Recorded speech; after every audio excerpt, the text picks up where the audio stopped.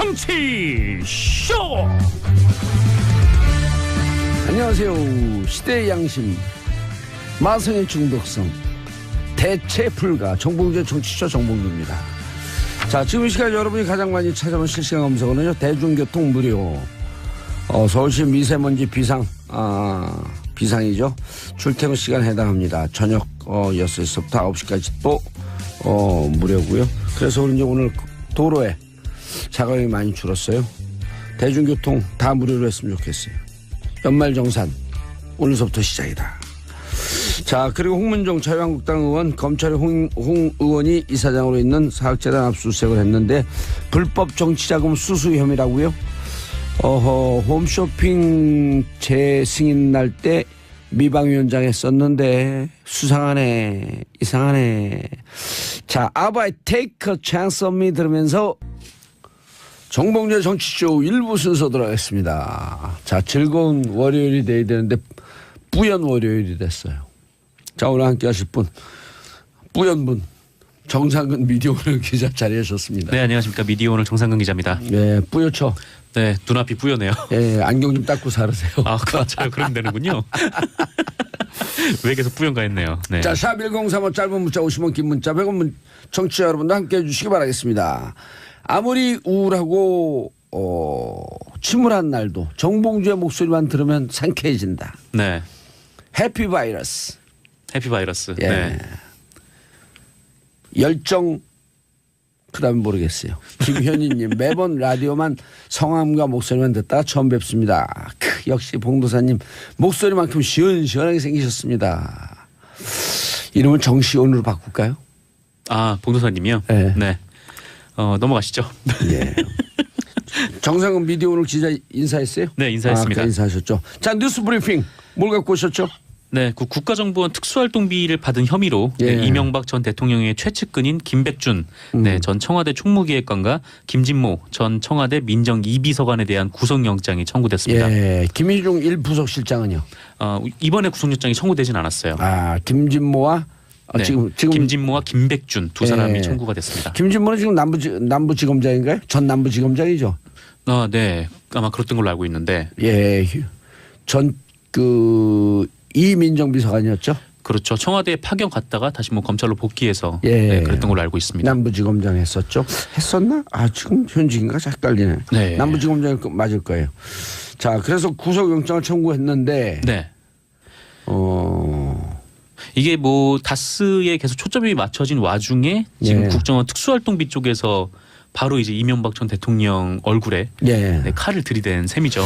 제가 한 일주일 전쯤인가요? 제이모 TV에 나가서 네. 다스 말고 두 가지가 더 있다 하면서 특활비와 방산비리 두 개 얘기한 거 기억나세요? 네, 맞습니다.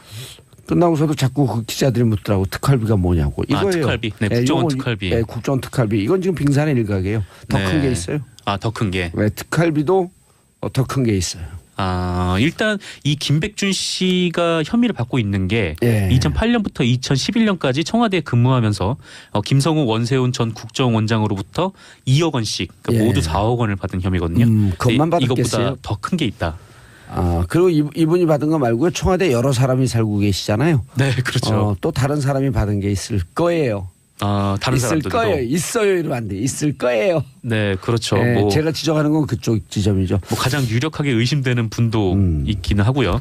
그리고 또 김진모 전 비서관 같은 예. 경우에는 2009년부터 2011년까지 청와대에 파견 근무를 하면서 5천만 원을 예. 받은 혐의입니다. 이 5천만 원을 민간 사찰 장진수 전 국무총리실 주무관 입막음용으로 썼다. 네, 맞아요. 그때 2012년 장징수 전 주무관이 예. 그 검찰에서 조사를 받으면서 증언을 한 게 있었거든요. 예. 근데 그게 뭐냐면은 장성명 전 청와대 공직기강 비서관이 류충렬 전 국무총리실 공직본무관리관을 통해서 관봉 형태의 돈을 줬다. 예. 라는 증언이 있었어요. 그래서 이 돈이 사진까지 찍어놨었죠. 그렇죠. 이게 그 관봉이라고 하면은 이제 띠지 같은 걸로 묶어놓은 그 은행에서 도장을 바로 찍어서요. 나오는. 네. 그거를 의미하는 건데 그 돈이 이제 그 여기서 그러니까 김진모 전 비서관이 국정원으로부터 받은 돈에서 나왔을 가능성이 높다라고 예. 지금 검찰은 보고 있습니다. 아하. 그리고 김백준 이분도 제가 방송에서 여러 차례 얘기했거든요. 모든 돈의 중심은 김백준인데 왜 김백준 소환하지 않냐. 네, 맞아요. 기억나시죠? 네, 네. 전에도 말씀하셨고 그 사실 김백준이 지금 박근혜 정부에서는 그 총무비서관 이재만, 예. 네, 이재만의 역할을 해왔던 거 아닙니까? 그래서 그렇죠. 근데 이재만보다 더 중요한 역할을 했죠. 네, 왜냐 이분은 40년 MB 집사. 네, 맞아요. 그게 그리고 오래전부터 MB 그 다스가 네, 김경준으로부터 돈을 돌려줘라. 라고 하는 미국에서 소송을 벌이거든요. 네네. 그 소송의 다스 이명박 측 대리인이 김백준 씨예요. 아, 네네. 예. 그 워낙 MB랑 오래된 관계인데다가 고대 상대 1년 선배. 네, 그랬죠. 예. 그 서울에 있을 때도 그때 아마 뭐 그 서울시 산하기관에서 그렇죠. 근무를 했을 예. 겁니다.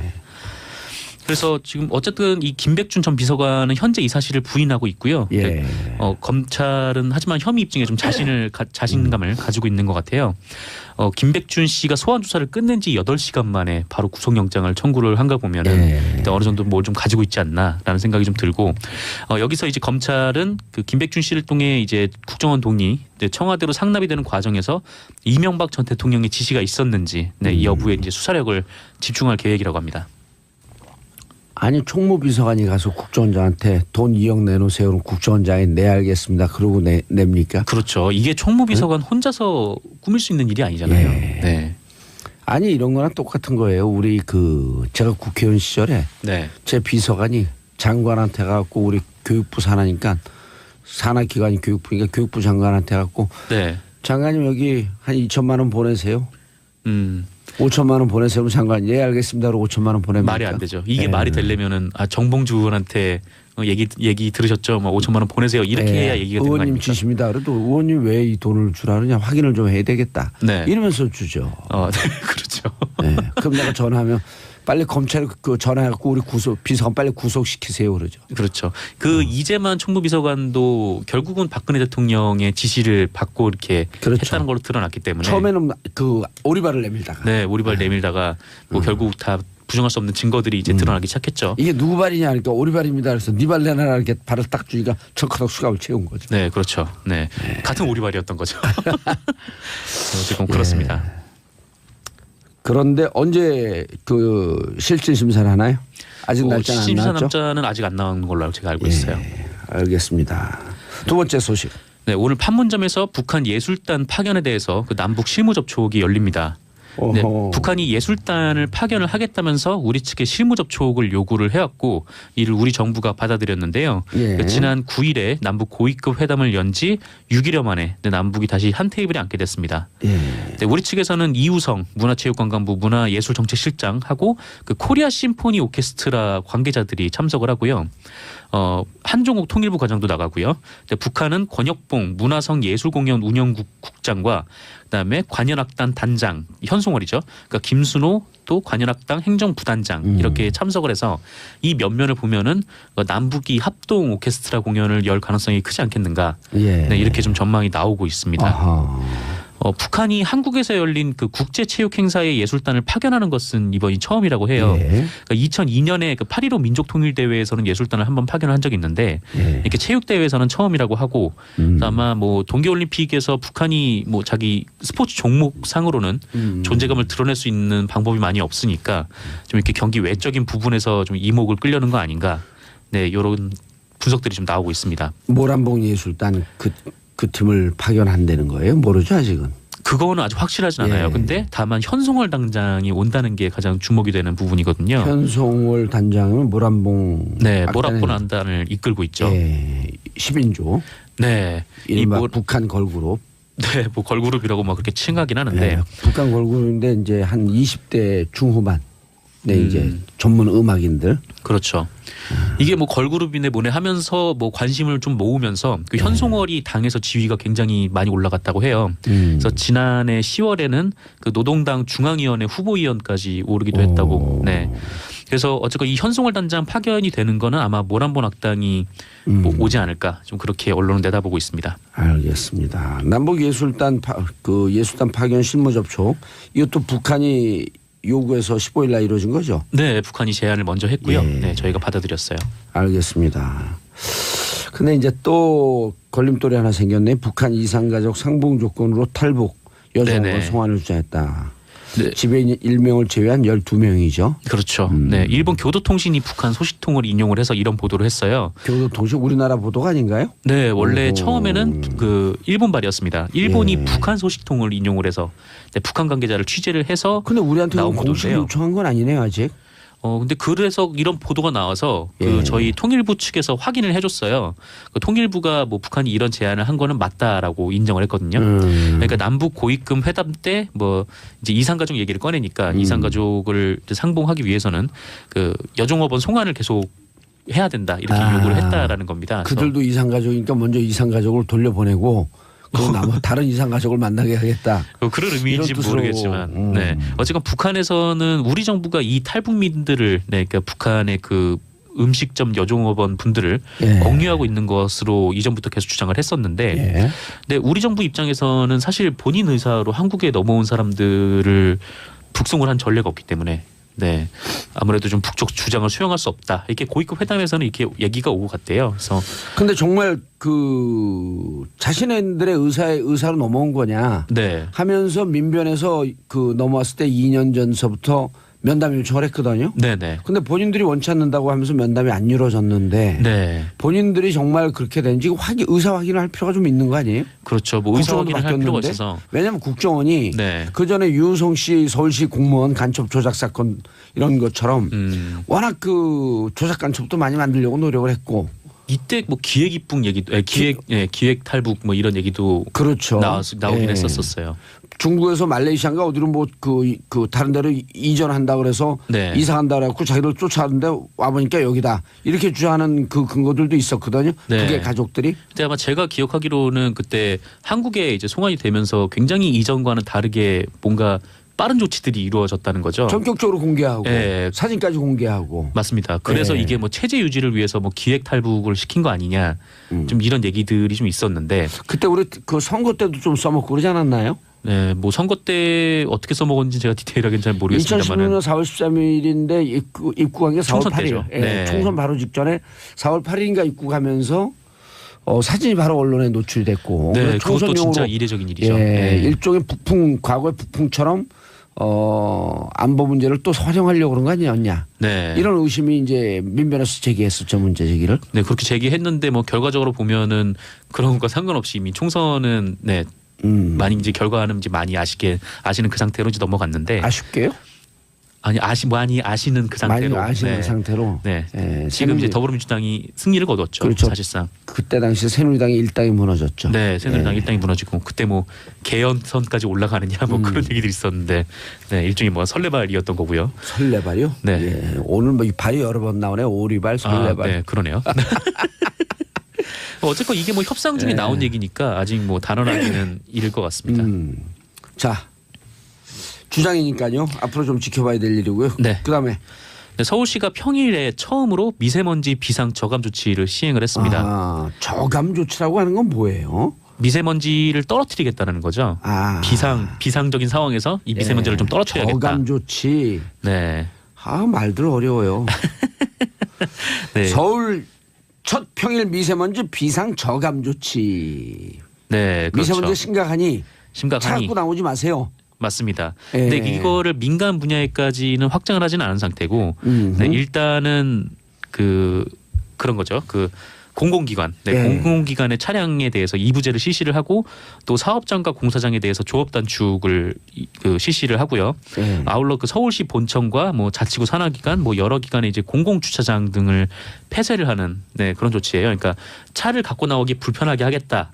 라는 것이 첫 번째고 두 번째는 대신해서 이용할 수 있는 대중교통을 서울시가 이제 무료로 이용하게 함으로써 오늘 하루 무료예요. 그 거리에 차가 없어졌어요. 네, 그렇죠. 이게 출근 시간 그리고 퇴근 시간에 맞춰서 네. 무료가 이루어지는데 아하. 다만 경기도하고 인천에서 이 조치를 시행하지 않아 가지고 인천에서 오시는 분들은 돈을 일종의 내고 네, 그렇게 가야 됩니다. 이런 건 정치적 입장과 관계없이 좀 협업을 했으면 좋겠는데. 그 미세먼지가 되게 심각하잖아요. 네. 그 사실 뭐 아이 키우는 부모님들 입장에서는 정말 하늘이 노을하면은 마음도 진짜 노랗죠. 네. 그렇죠. 인생이 노을해지는 거죠. 그렇죠. 되게 답답한 상황인 건데. 네. 어쨌건 지금 한파가 물러가면서 지금 초미세먼지가 계속 기승을 부리고 있습니다. 알겠습니다. 마지막 뉴스. 네, 최근 아파트 경비 노동자들을 해고한 소식만 들려서 좀 답답했는데 예. 그 주민분들이 해고를 막아낸 사례도 많이 소개가 되고 있습니다. 어허. 이 경기도 일산의 모 아파트에서는 경비원 구조조정 투표가 있었는데 그 투표에 참가한 주민 중 75%가 구조조정안을 반대를 던져서 반대했다. 부결을 시켰어요. 그렇죠. 이 과정에서 주민 박원배님께서 예. 아파트에 그 입장문을 붙이셔가지고 얼마간의 돈보다 중요한 것은 사람들 간의 정이고 소통이고 공동체 의식입니다. 이야. 몇 년씩 얼굴을 맞대고 살아온 경비 아저씨들과 이 추운 겨울 함께 살아가는 세상이 되었으면 좋겠습니다. 이런 호소문을 붙여서 감동을 주기도 했습니다. 따뜻하네요. 안주현님 다른 건 못 들어도 정봉주의 정치쇼는 꼭 청취하는 40대 주부예요. 정치를 쉽게 잘 풀이해 주셔서 너무 재밌고 좋네요. 화이팅. 이번 주까지 청취율 조사 기간입니다. 청취율 한 10% 남아야지 계속 안 잘리고 제가 열심히 할 수 있습니다. 정상 기자님 인사하세요. 네, 감사합니다. 끝났어요. 이제 집에 가시고 미세먼지 피해서 잘 다니세요. 네, 회사 가야 됩니다. 저는 광고 듣고 2부 최박장으로 돌아옵니다. 채널 정봉재 정치쇼 2부 순서 들어가겠습니다. 자, 월요일 아침이죠. 뉴스 골라주는 여자, 뉴스 골라주는 남자 세 분 나오셨습니다. 최막장 아니고 최박장. 자, 최영일 평론가님. 안녕하세요. 예, 지난주 건너뛰었어요? 네, 저희 중학교 아들이 졸업식이어서 또 애비가 돼서 졸업식은 가야겠기에 중학교 아들 졸업식이요? 중3 졸업을 하고 초등학교 이제 때까지만 가는데 원래? 그런 건가요? 그러면 아이고 죄송합니다. 그 졸업식 2월 달 아니에요? 요새는요 방학식하고 졸업식을 같이 해서 참신하다. 왜냐면 그때 1월 8일 두 달이 뜨면서 깜짝 이상해지거든. 맞아. 그래서 빨리 졸업을 하고 합리적이다. 네. 하고 싶은 일들 좀 해라. 야. 그러니까 고등학교 3월 초 입학할 때까지는 이게 무적자더라고요. 애들이 학적이 없어요. 부담스러워. 부담스러워요. 그래요? 천하무적. 무적자까지만 네. 해야 돼. 무법자 되면 큰일 나. 그렇죠. 거기까지만. 자, 그리고 장윤선 기자님. 네, 안녕하세요. 예, 진행하고 있는 건 잘 되고 계세요? 너무 잘 되고 있어요. 그래요? 680위에서 시작을 해가지고요. 예. 지난 금요일, 토요일에 예. 17위까지 올라왔어요. 와. 대박. 대단한 자랑질이신데 네. 근데 잘 올라갔네요. 야. 일치월장. 일요일 날 근데 안 했으니까 주말에 예. 두 계단 내려가서 19위로 떨어졌어요. 야. 그런 거 신경 오늘 쓰지 또 올라가야죠. 마세요. 예. 야. 옛날에 팟캐스트 할 때 제가 맨날 그랬잖아요. 맞아요. 순위 신경 쓰지 순위 말라고. 신경 쓰지 말라고. 일비. 순위 신경 쓰지 말라고 그러고 봉도사는 맨날 1등하고 그랬죠. 아이, 근데 순위 신경 쓰지 말고. 저한테 순위 신경 쓰지 말라고 뭐라 그러고. 그러냐면 할 수 있는 얘기를 하라. 하고 싶은 얘기를. 야. 네. 근데 그렇게 자. 하면 또 올라가더라고요. 그럼요. 진심 마케팅. 예, 진심. 예. 그것도 이제 제가 한번 나가주면 또 쫙 한 1, 2등 안에 들어가고. 이렇게 말씀하시는 몇 분 있어요. 정청래 의원 뭐 이런 분. 어제 저녁에 정청래 의원하고 술 마셨어요. 진짜요? 가위바위보 하셨어요? 단판이 뭐요? 있었던 거 아닌가요? 단판이 있나? 취재해 보세요. 네, 그러니까요. 무슨 얘기하고 가요? 급 취재. 자, 박연미 기자님 자리하셨습니다. 네, 안녕하세요. 예. 지금 정치쇼 청취율 조사 더 중요하다. 그렇죠. 어허. 우리는 우리 네, 프로가 제일 저희는- 청취율 조사. 그럼 여기다 뭐 어떻게 조사한다고 좀 써줘야지. 네. 홍보. 이렇게 관성에 빠져갖고 되겠어요? 자, 따르릉. 여보세요. 네, 안녕하세요. 예, 어제 라디오 들으셨나요? 암요. 암요. 네. 어떤 프로그램이에요? 정봉주의 정치쇼죠. 오호, 진행자는요? 진행자를 모르겠어요. 오호. 아이고. 그럼 땡이에요 여기서 땡. 정봉주. 정봉주. 봉도사 안 됩니다. 네. 이런 사람 실제 있어요. 정치쇼에 정봉주 거 들었어요. 그렇죠. 진행자가 누구예요? 그럼 정치쇼예요. 그렇죠. 모히또 가서 몰디브 한잔 하는 거죠. 그런 거다. 자, 방송국은요? 스부스 아닌가요? 그럼 땡. SBS. SBS. 네. 네. 예. 장윤선 기자가 진행하는 방송국도 SBS면 좋겠다 이런 생각이죠. 자, 장윤선 기자 첫 번째 깜짝- 소식이요. 우리 기자님 소개했나요? 했어요. 기자님 소개. 네. 네, 정신이 없네요. 첫 번째 뉴스는 어제 굉장히 큰 뉴스가 나왔습니다. 권력기관 구조개혁안이 발표가 됐는데요. 원래 이게 알려진 것은 지난 금요일 정도예요. 이제 네. 국회 출입 기자들 사이에서 일부 좀 일요일 정도에 청와대에서 센 발표가 나온다더라. 그것이 무엇일까? 그래서 취재촉을 세웠더니 알고 봤더니 권력기관 개편안이었습니다. 일요일 1시 30분에 발표했죠. 그렇죠. 그 시작이 굉장히 의미 있습니다. 조국 민정수석이 발표를 했는데요. 31년 전 오늘 22살이었던 청년 박종철이 물고문을 받고 죽임을 당했다. 역사적인 날을 발표일로 정한 거죠. 청와대가. 그리고 이제 이런 얘기를 합니다. 당시 박종철은 영장도 없이 불법 체포가 돼서 대공분실로 끌려가서 선배 박종은 전 한나라당 경기도당 서부지역 총괄 본부장 마지막 직함입니다. 이분의 소재를 대라. 이런 얘기를 들으면서 물고문을 받다가 숨졌다. 이제 아마 이제 요 관련된 얘기는 영화 1987 그렇죠. 통해서 네. 여러분들이 많이 울면서 확인을 하셨을 것 같은데요. 그리고 이제 그해 이한열 열사가 경찰 최루탄에 맞고 또 사망을 6월 했죠. 9일이었죠. 그렇죠. 맞은 게. 예, 6월 9일이고 그리고 이제 7월에 사망을 하죠. 근데 그때만 끝난 게 아니에요. 그러니까 1987년에서 이게 끝난 게 아니라 2015년 예. 백남기 농민 사건까지 이제 경찰의 예. 어떤 이런 물대포로 인해서 예. 시민이 억울하게 사망하는 이런 11월 얘기를 12일이었죠. 그렇습니다. 예. 이런 일들이 벌어졌던 것을 쭉 얘기를 하면서 그동안에 있었던 국정원 그리고 검찰 그리고 경찰 이른바 소위 대한민국의 권력기관을 이대로 두어서는 안 되고 이 권력기관의 비대화를 이제는 좀 정상화하는 차원에서 구조개혁이 필요하다. 그래서 이제 대통령 아래 고위공직자 비리수사처를 독립기구로 두고 그다음에 국정원을 대외안보정보원으로 해서 북한 문제와 해외 파트에만 집중을 하고 그동안 이제 국내 정보를 수집하고 국내 정치에 개입해서 댓글 사건 같은 거를 더 이상은 할 수 없도록 국내 정치 개입을 못하게 막는 차원에서 개혁을 합니다. 그리고 검찰의 권력도 이제 좀 비대화돼서 뭐 기소권, 수사권 다 가지고 기소득점주의 누리면서 사실 이런 잘못된 수사에 일조를 했던 검찰 권력의 비대화를 좀 축소하는 차원에서 굉장히 그러니까 특수 사건 중심으로 수사를 하는 것으로 축소를 했습니다. 그리고 다만 경찰은 4가지로 구분을 해서요. 그 국가의 치안이나 경비나 정보를 담당하는 일반 경찰 그리고 수사를 중심으로 하는 수사 경찰 그리고 그동안 국정원, 검찰, 경찰 이제 3분할되어 있었던 것을 모두 경찰 내부에서 할 수 있도록 안보수사처를 새로 신설을 하게 됩니다. 그러니까 여기서는 대공수사를 사실상 경찰이 다 컨트롤하는 겁니다.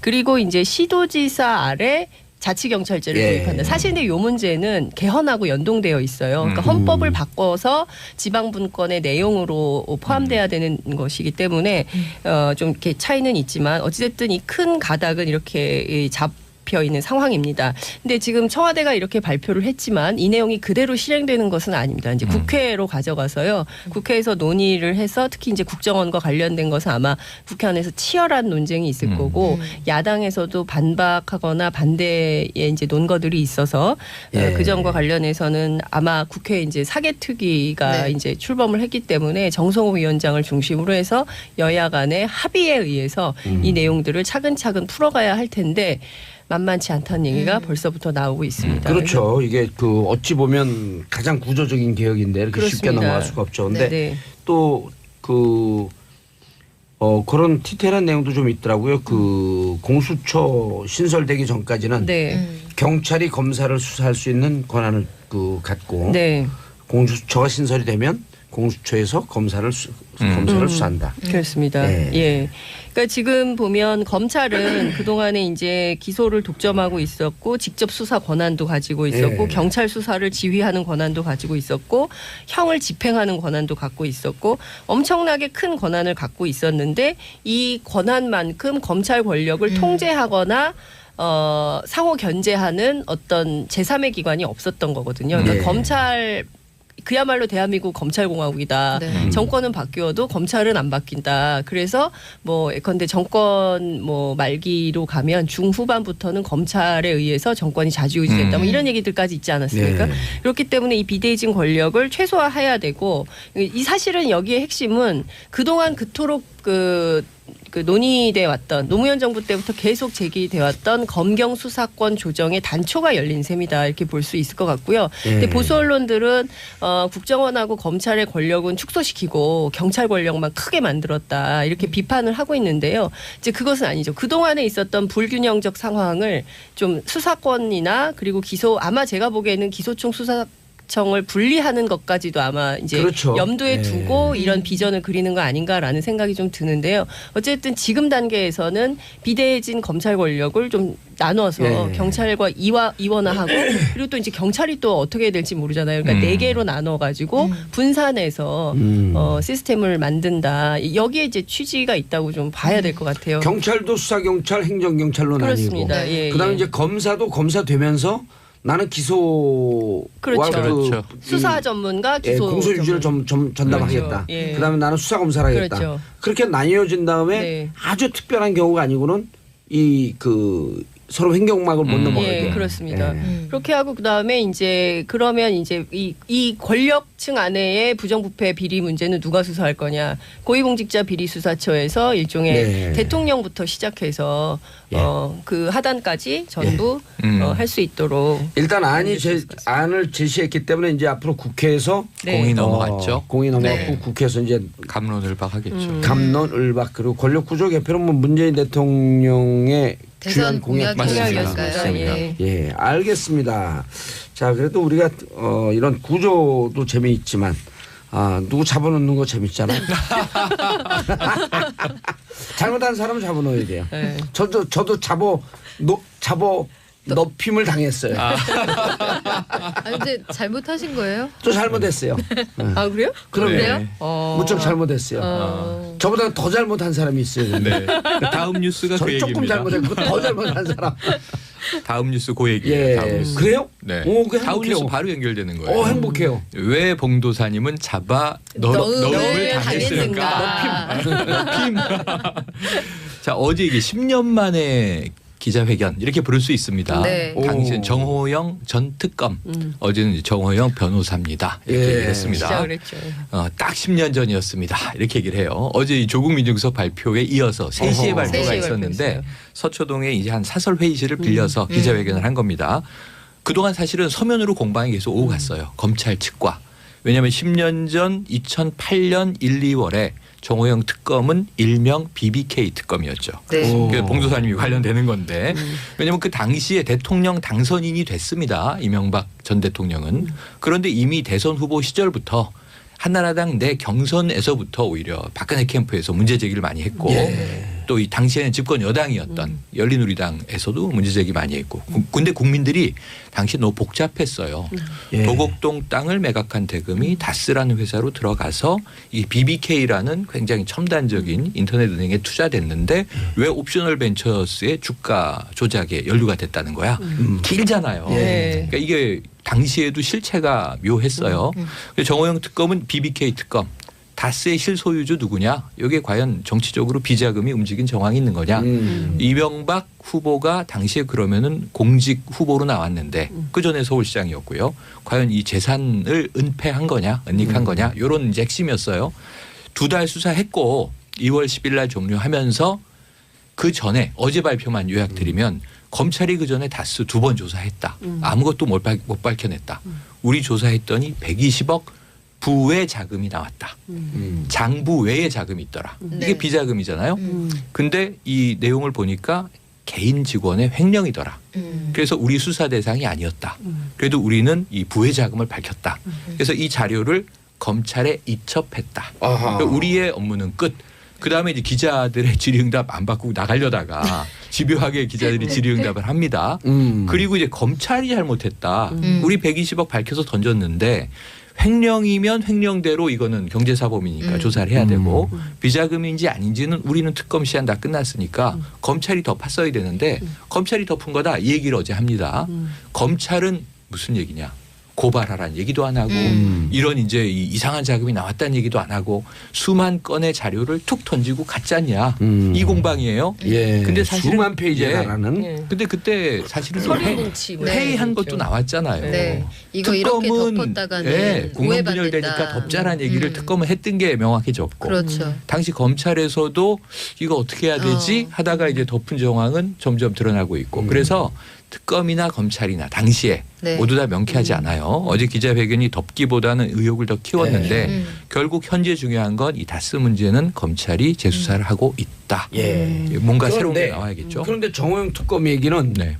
임채진 검찰이 잘못했다는 거예요. 그렇죠, 그렇죠. 그렇죠. 맞습니다. 임채진은 정호영이 잘못했다는 맞습니다, 거예요. 맞습니다. 그럼 둘 다 잘못했네. 그렇죠. 서로 국민들은 내탓 지금 그렇게 보고 있는 거예요. 아니 그렇죠. 내탁 공방이 아니고 네. 내가 그 장윤성 기자 잘못했다 그래. 그럼 이게 예. 팩트야. 예. 또 장윤성 기자는 정보는 잘못했다 그래. 팩트야. 그럼 우리 둘 다 잘못한 거 아니에요. 네, 둘 다 대주주네요. 둘 다 그럼 증언 그래요. 있네요. 둘 다 그러니까 서로 둘 다 네, 여기- 아주 훌륭한 사람들 둘 다 고발한 거야. 근데 제일 이해가 안 가는 게 네. 뭐냐면 여기서 국론 분열을 우려해서 이걸 밝히지 않았다고 설명을 해요. 네. 기자회견 그 맞아요. 기자회견 네. 와중에. 오. 근데 뭐 특검이 국론 분열까지 고려를 해야 되느냐? 저는 일단 이런 정치적 또 고려가 애국자네. 그러니까요. 예. 그- 아니 그거를 저 한마디로 이해한 게 뭐가 국론 분열일까 이게 예. 뭐하잖아요. 개인적으로 그렇죠.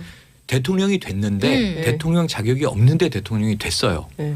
그럼 이게 대통령이냐 아니냐 예. 싸워야 되잖아요. 오. 예. 이게 박근혜 정부 초기에 예. 국가기관 대선 개입으로 부정선거로 대통령이 됐잖아요. 네. 근데 야당이 그 문제 제기하면 뭐라 그랬는지 아세요?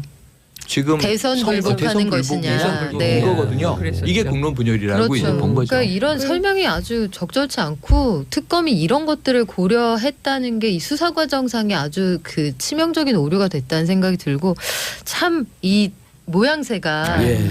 참 네가 모양새 잘못했네. 빠진다 그러죠. 그러니까 한마디로 말해서 특검까지 하신 분이 모양 빠진다 이런 느낌이 내내 들었던 게 자료 모양 줬는데 빠진다고 안 그래요? 모양 빠진다. 그냥 자료를 주었는데 네. 니들이 안 받지 않냐 지금 이 얘기잖아요. 그렇죠. 근데 12만 쪽을 넘겨줬다는데 이거는 좀 상식적인 설명이 아니죠. 사실. 그리고 또 하나 이해할 수 없는 게 어제 그 기자회견 중에 하면 안 되는 얘기를 했어요. 아. 단서를. 어. 제가 보기에는 검찰이 단서 딱 잡혔어. 예, 단서가 딱 잡혔는데. 장윤성 기자의 맨 눈에 딱 걸렸어? 아니, 그러니까 본인이 갖고 있는 수사 자료를 자꾸 검찰이 이런 식으로 나오면 까먹다. 내가 갖고 있는 수사 자료를 공개하겠다. 맞아요. 그럼 뭐예요? 그러면은 뭘 왜 가렸네 자기가 갖고 있냐고요 수사 어, 자료를. 다안 넘겼다는 다안 얘기죠. 넘겼다는 아. 얘기잖아요. 네. 아. 다 안 넘기고 그럼 지금 갖고 있는 왜 지금 10년째 갖고 있으면 무슨 예. 자료를 갖고 있으면 그 내용이 뭔지를 공개해야죠. 어. 법조 용어 이런 게 있잖아요. 감추는 자가 범인이다. 그러니까요. 아. 숨는 자가 범인이다. 예. 숨기는 아하. 자가 범인이다. 용기가 있다. 네, 그러니까 제가 보기에는 정호영 특검이 스스로 무덤을 파고 있다 이렇게 볼 수도 있고요. 예. 그리고 임채진 총장도 그렇게 남탓할 일이 아니죠. 당시에 검찰도 특검도 수사하기 싫었던 거예요. 아. 살아있는 권력이기 때문에 잘못 건드렸다가 큰일 날 것 아니, 같으니까. 그때 혹시 대충 하고 만 기억들 거죠. 나실지 모르겠지만 기억나죠?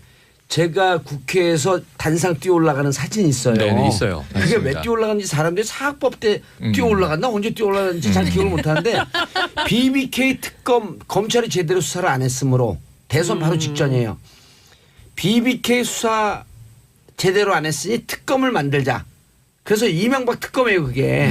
이명박 특검법을 통과시키자니까 그때 당시 한나라당에서 반대하니까 반대해? 하려면 해봐. 그래서 땅굴조가 있어요. 땅굴 파는 조.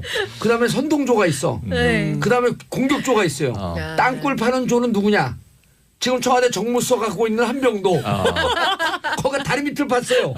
그 다리 밑을 보니까 오 이게 무슨 큰 쥐가 왔어. 막 그러니까 놀래고 이럴 때 강기정 광주시장 이번에 출마하는 네. 강기정은 상대 당 의원들이 전화선으로 목을 감았어요. 오메 나 죽네 오메 나 죽네 선동조. 그러니까 그쪽으로 관심이 쓸린 사이에 공격조가 공중폭격을 한 거예요. 역시 단연간의 경험을 통해서 지금은 네. 국회 선진화법으로 네. 없어진 없어진 모습입니다. 모습입니다. 네. 국회 선진화법이 있어도 저는 또 해요. 그럴 때는 제가 국회 들어가면 안 되는 거예요. 아 이제 그렇게 하면 안 되죠. 아 근데 여기에 이제 진짜. 파생되는 뉴스들을 보시면 듣고 예를 있는 들면 한병도 수석. 당시에 뭐 지금 현재 이제 조세빈 대검 연구관. 예. 네. 그래서 이제 이 전산망에다가 네. 검찰 조직 전산망에 올렸죠. 10년 전 파견 검사의 네, 소회. 맞아요. 잘했다. 그때 빈틈없이 했다. 뭐 하나의 이 의혹이 없다 이렇게 네. 얘기를 했고 또 당시에 윤석열 현재 서울중앙지검장이 네. 참여했었던 것으로 전해지면서 조혜진 전 의원이라든가 또 지금 야권에서는 왜 윤석열 지검장은 침묵하느냐 또 이런 지금 이제 또 질문을 던지고 있어요. 예. 좀 복잡하게 파생될 것 같습니다. 앞으로. 그래서 그 120억은 네. 윤석열 중앙지검장이 전 판단 잘했다고 봐요. 그 동부지검에 넘겼잖아요. 네. 네. 동부지검에 넘겨서 그때 우리가 관여했었기 때문에 오해받기 싫다. 그렇죠. 우리가 잘못했으면 잘못했다고 얘기하고 잘했으면 잘했다고 얘기하고 사실을 그대로 팔아. 그대로 팔아. 그리고 문찬석 차장 아니에요? 24기. 내년 검사장 영순위. 가장 유능해 24기 중에서. 제 모든 기수도 다 꿰뚫고 있잖아요. 여기서 그러니까요. 끝으로 한 가지만 이제 정리 차원에서 제가 토를 달자면 이 정호영 전 특검이 이야기한 것은 10년 전 사실을 자기의 입장으로 얘기를 한 거예요. 근데 의혹이 남은 거예요. 그런데 그 10년이 지난 지금 그래도 해명되지 않는 건 당시의 말단 격리 직원의 개인적인 횡령이었다. 그렇죠. 근데 그 120억이 가능하냐 이거고 10년 후에 보니까 그 직원은 이 사실이 알려졌음에도 불구하고 잘 다니고 해고되지도 있더라. 않고 네. 징계받지도 네. 않고 처벌받지도 않고 잘 다니고 실세. 있고 재정 실세. 오히려 특별 관리를 받았다.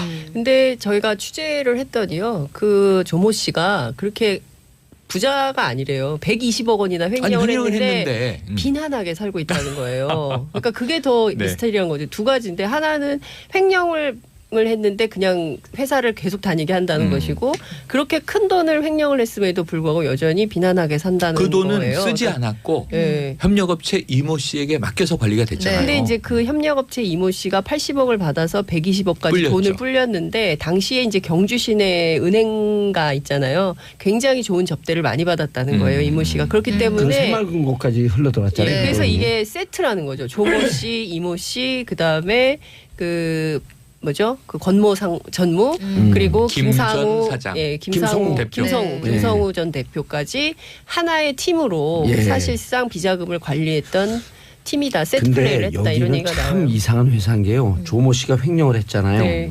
횡령을 하고 갖고 있다가 다시 회사에다가 돌려줘요. 그냥 참 훌륭한 횡령이냐.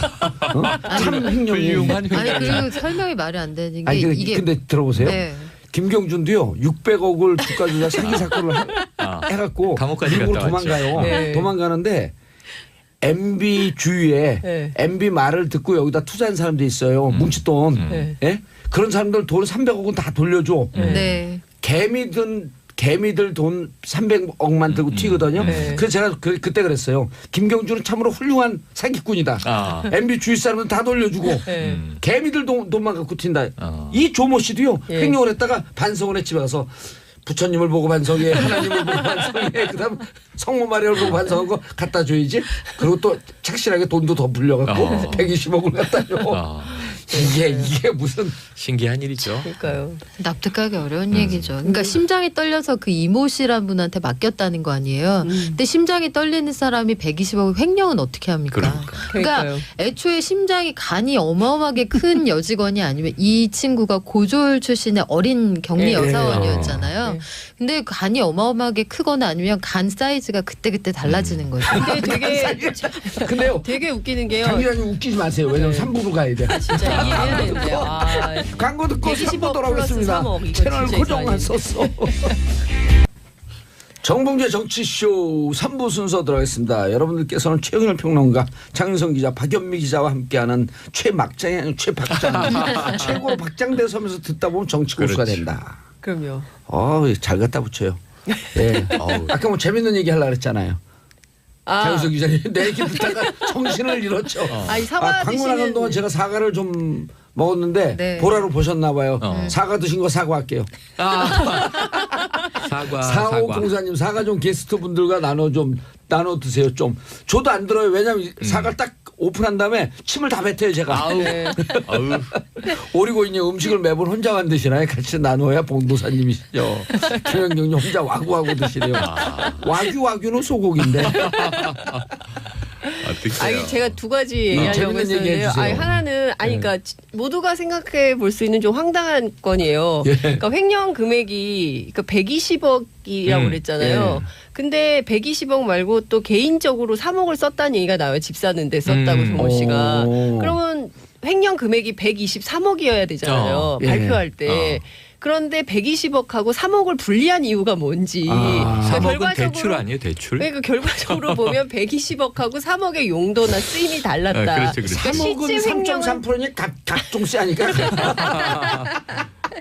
그러니까 좀 이게 이해할 수가 없고 또 하나는 그 이제 저희가 제가 진행하는 프로에서 그 최동영 전 다스 경리팀장 인터뷰를 아, 예. 했는데 이분이 무슨 얘기를 하냐면 이제 조모 씨가 2008년 특검 때 본인이 너무 힘들잖아요. 조사받고 막 그렇죠. 그래서 회사를 그만두겠다고 한 거예요. 그랬더니 회사를 그만둔다고 하니까 김성호 대표가 불러가지고 그만두지 말라고 종용을 했다는 거예요. 종용이라는 표현을 해요. 그러니까 예. 종용이 좋은 표현이 아니잖아요. 그러니까 그렇지, 되게 그렇지. 회사를 그만둔다고 하면 뭐 인센티브를 준다거나 뭐 좀 이렇게 뭘 회유를 승진을 한다거나. 시킨다거나 예. 이런 게 아니라 종용을 또 그만두면 안 돼. 어. 종용을 한 거예요. 근데 더 재밌는 것은 120억 원을 횡령한 직원인데 예. 그만두지 말라고 종용을 해요. 보통은 징계위를 열어서 해고죠. 이건 날 해고. 떠나서 그럼 해야죠. 형사 고소를 하는 고발이 거죠. 10년 이상 고소. 무기징역까지. 그렇죠, 그렇죠. 예. 어마어마한 형벌이에요. 그러니까 근데 저는 너무 못 놀라운 그만두게 일이에요. 한다는 거예요. 음. 그래서 그 오. 다스 직원들이 진짜 황당하다 그랬다는 거예요. 당시에 직원들끼리. 그러니까 정말 특별히. 재밌는 회사죠. 그렇죠. 네. 야 120억 횡령을 했는데.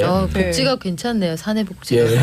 세계 120억 최강일 거예요. 정도면 네. 세계 최강이네. 김현미 네. 기자님 그게 안 하세요? 박현미 기자님. 아, 간 얘기해야 되는데. 간 간. 간 사이즈가 간 커요. 사이즈. 아 근데 여기는 그래서 별주부전을 많이 본 사람들이 출근할 때 집에다 간을 띄워놨다가 퇴근하고 다시 간을 붙이고 그러니까 간 사이즈하고 무관해요. 간이 없다. 탈착식. 살짝씩. 네. 아 진짜 이해할 수가 없어요 정말. 예. 그래서 어떻게 뭐야 이 이 얘기는 김백준. 좀 네. 계속 기다려야 됩니다. 네. 정호영 그래 정호영 특검하고 지금 그 임채진 검찰총장이 누가 잘못했다 누가 잘못했다가 아니라 둘 다 잘못했다. 그렇죠. 네. 아 그렇죠. 서로 막 고발을 하는 거야 지금. 그렇죠. 예. 이거는 그 정호영 특검은요. 이때 이걸 파악하고 대검에 넘기면서 특정하지 않았으면요. 직무유기인데요. 특수직무유기예요. 그러니까. 그렇게 시민단체가 네, 고발을 한 고발을 왜 거죠. 특수직무유기인 줄 아세요? 특검이기 때문에. 아 네. 특검이니까 특수. 그냥 강도하고 특수강도도 네. 다를걸요. 자 주말 내내 경제 뉴스는 가상화폐 소식이었다. 아이고. 네. 여기도 간 얘기가 등장해야겠네요. 네. 간 큰 투자자들과 또 간담이 서늘하게 했던 정부의 규제안이 부딪혔던 그런 시간들이었는데 아하. 일단 오늘 오전에 정기준 국무조정실 경제조정실장이 그 급격하게 거래소를 폐지하거나 그러지는 않겠다. 속보가 나왔죠. 그 순차적으로 이제 실명화를 하면서 약간 양성화하겠다는 방향을 발표를 했어요. 그런데 네. 국무조정실의 발표는 좀 눈여겨 보실 필요가 있는 게 투자자들을 제가 그 염두에 두고 드린 말씀이에요. 이게 국무조정실의 홍남기 실장이 이분이 어떤 분이냐면 정부가 가고자 하는 방향을 가장 정확히 파악하고 있는 공무원을 꼽아라 하면 그 역대 거의 모든 정부에서 이 홍남기 실장을 꼽거든요. 풍향계군요. 풍향계. 네, 이분이 기획재정부 시절에도 이 정책조정국장을 지냈는데 그 전에 복권위원회라고 이렇게 약간 좀 그 외곽 조직에 있다가 아하. 여기서 대변인과 이 조정실장으로 차근차근 올라가신 분이에요. 근데 음. 정부가 가고자 하는 방향, 그러니까 그 위에서 생각하고 있는 방향을 가장 명확하게 읽는다는 평가를 받는 공무원이라서 조정실이 이렇게 결론을 냈다 그러면 법무부가 앞서서 말한 그 강경한 방침에선 선회했다고 이해를 하셔도 돼요. 그런데 저는 이 일련의 과정을 보면서 하나는 정부가 메시지 관리를 참 못하고 있구나. 이 시장이 얼마나 들썩였어요. 이게 지난 11일의 상황이었는데 박상기 법무부 장관이 거래소 폐지까지도 고려할 수 있다. 특별법 추진하겠다 이런 언급을 했잖아요. 그런데 하나. 저는 이분이 굉장히 간이 크기 때문에 정부 내에서 조율되지도 않은 걸 야심차게 이렇게 튀고 싶어서 브리핑했다고 생각하지 않아요. 그렇죠. 아마도 정부 내에서 야 이거 이대로 두면 안 되겠는데까지 얘기가 나왔기 때문에 신년 기자 간담회에서 법무부의 올해 치적으로 아마 이걸 기치를 내거는 그런 방식의 발표였을 거라고 보는데 상황이 여의치 않게 돌아가니까 청와대가 반나절 만에 그거 법무부 생각이지 우리 다 공유한 생각이 아니다. 그 기획재정부도 우리가 아직 거기까지는 검토하지 않았다 이렇게 한 발을 뺐잖아요. 그래서 사람 하나 바보 만드는 건 참 순식간이구나. 정부 안에서도 이런 생각이 들었고. 아니 근데 이런 추정은 가능해요. 네. 법무부에서 보고는 했을 거예요. 네. 보고는 했는데 바로 그 피드백이 없거나 뭐 좋은 방법 중에 하나인데라고 하는 간접적 네. 언지는 들었을 거예요. 그렇죠. 그러지 않고서야 네. 이렇게 법무부가 혜성처럼 등장해서 이걸 폐지하겠다 이렇게 큰 안을 내놓을 수 없는데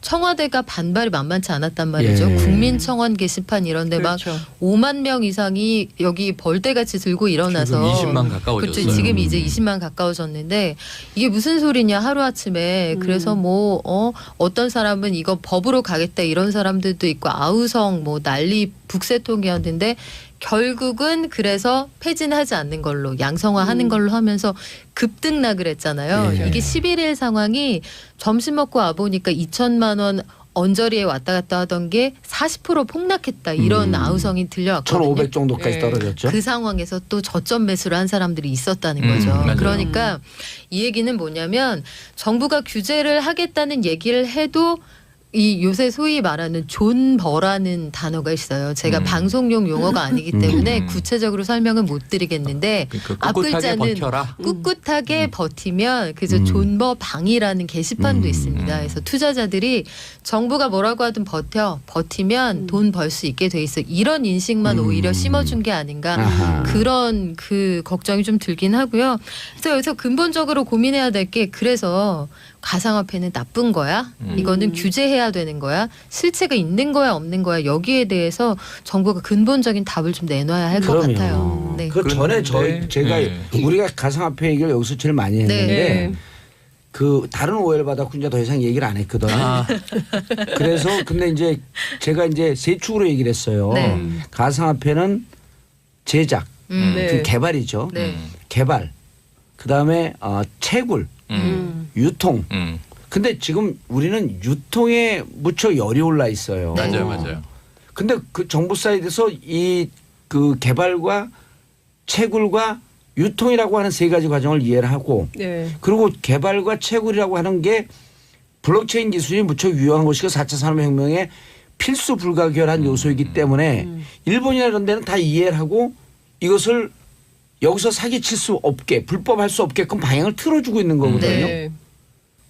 지난해 4월에 이건 거래 수단으로 인정을 했잖아요. 그렇죠. 시카고 옵션과 선물 시장에서 받아들였잖아요. 그렇죠. 그럼 세계는 가고 있는 방향 우리가 거꾸로 가고 있는 거거든요. 네. 그리고 거래소 폐쇄는 불법적 발언이에요, 그거는. 아니 근데 저는 네. 이제 약간 이제 반론적 차원에서 말씀을 드리면 박상기 법무부 장관의 강경한 방침도 일부 효과는 있었다. 말씀하신 대로 가상화폐 블록체인 기술의 본질은 정부가 정의 못해요. 시장도 시장, 정의 못해요. 새로운 길이기 때문에 가봐야 하는 건데 가능성을 보는 긍정적 시각이 있고 또 이거는 튤립 버블이야. 튤립 피버에 불과해라고 네. 보는 또 아주 부정적 시각. 저는 이게 정치권 유시민 인사들이 작가도 그런 얘기를 또 그러니까 했었죠. 정치권 인사들이 모르면서 여기다 다 계속 한마디씩 맞아요. 하는 거예요. 맞아요. 지금 그게 분위기가 더불어 필요한 것 같아요. 어떠냐면 공부가 이름이 필요한 좀 것 알려져 있고 입이 있는 모든 사람은 한마디씩 다 하고 있죠. 아니, 그래서 지금 네. 뭐 이 뇌과학자 정재승 네. 교수 대 뭐 유시민 작가 유시민 이렇게도 작가. 이제 구도가 그렇죠. 형성되고 했는데 네. 이 정부는요 음. 현상만 잡으면 돼요. 근데 이제 이걸 단정을 짓잖아요. 도박이고 투기다. 가상화폐도 통화도 아니고 가상증표다. 이렇게 얘기하잖아요. 법의 관점에서는 그럴 수 있다고 봅니다. 그래서 반론과 찬성론이 격하게 부딪히는 공론화가 이루어진 거예요. 예. 제가 보기엔 한 사나흘 동안 여기서 이제 현명한 답을 찾아야죠. 정부는 정부가 할 일을 하고 근데 왜 거래소 폐쇄는 전 왜 찬성을 했냐면 거래소라는 말을 쓰면 안 돼요. 이게 거래소가 아니고 지금 다 사설 중개 업체들이에요. 네. 빅3부터.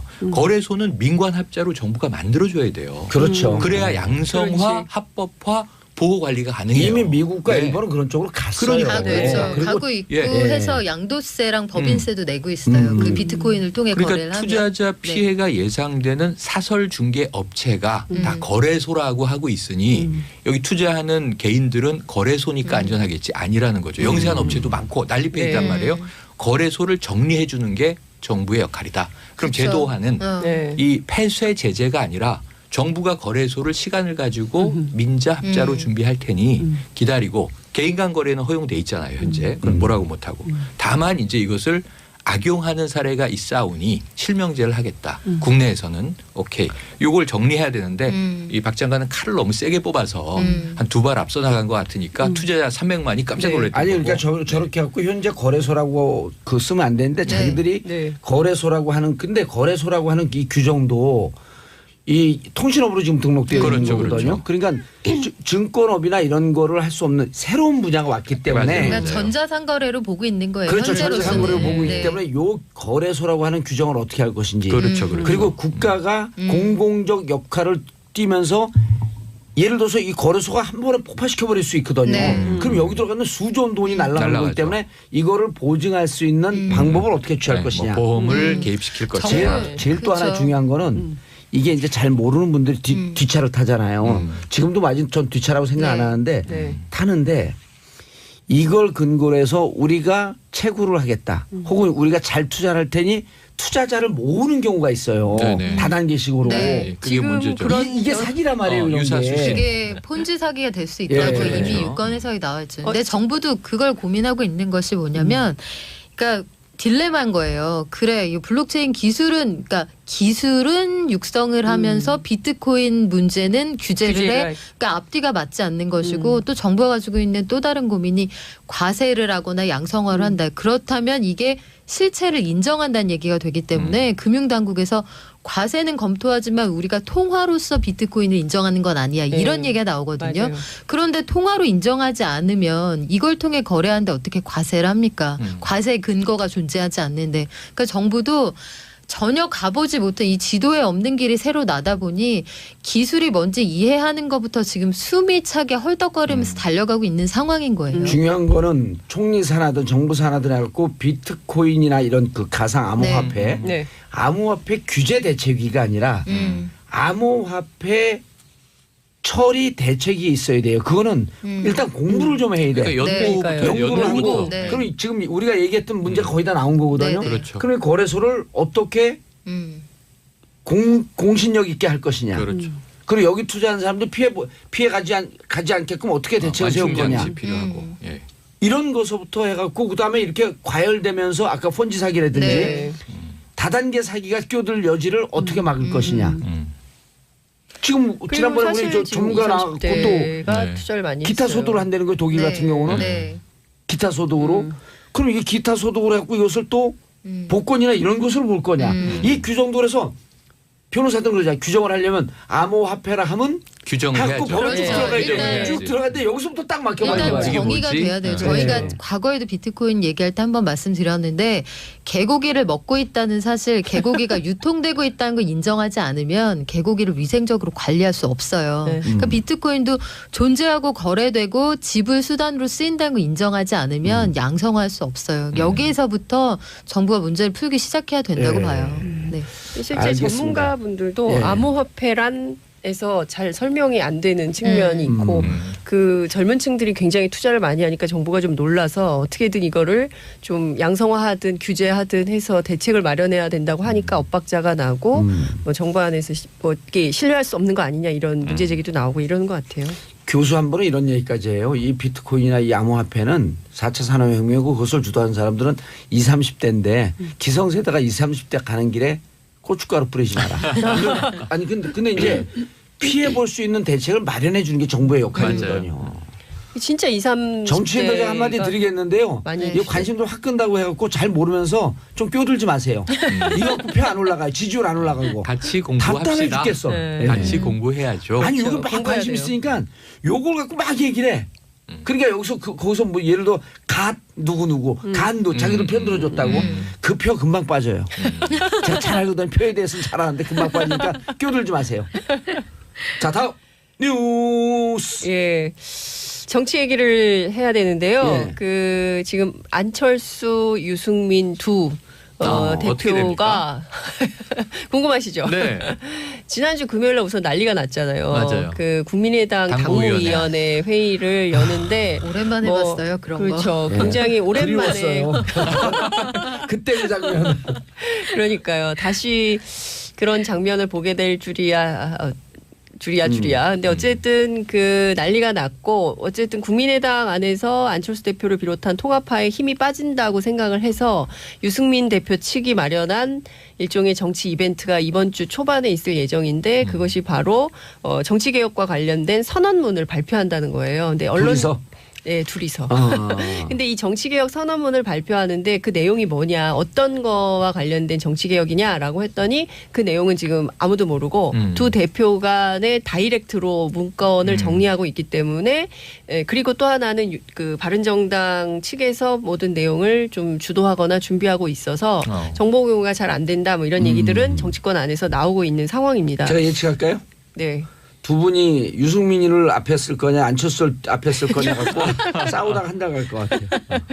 네, 어찌됐든 그 보면 그 제일 중요한 건 이런 것 같아요. 그러니까 너무 좀 국민들 앞에 국민의당 내부의 불성사나운 모습을 계속 보여주고 있기 때문에 이 국면은 좀 마무리를 해야겠다는 게 그 안철수 대표하고 유승민 대표의 공이 이제 같은 생각인 것 같고요. 근데 문제는 두 사람의 뜻대로 이 당의 통합이 진행될 것이냐가 계속 의문으로 남는 상황인 겁니다. 그러니까 2월 4일날 전당대회를 한다는 건데요. 국민의당의 경우에 그러니까 바른정당이야 뭐 무탈하게 진행이 되겠지만 국민의당 문제인 거 아니겠어요? 그래서 이제 2월 4일날 전당대회를 하는데 이 전당대회를 대한민국 사상 최초가 될 것 같아요.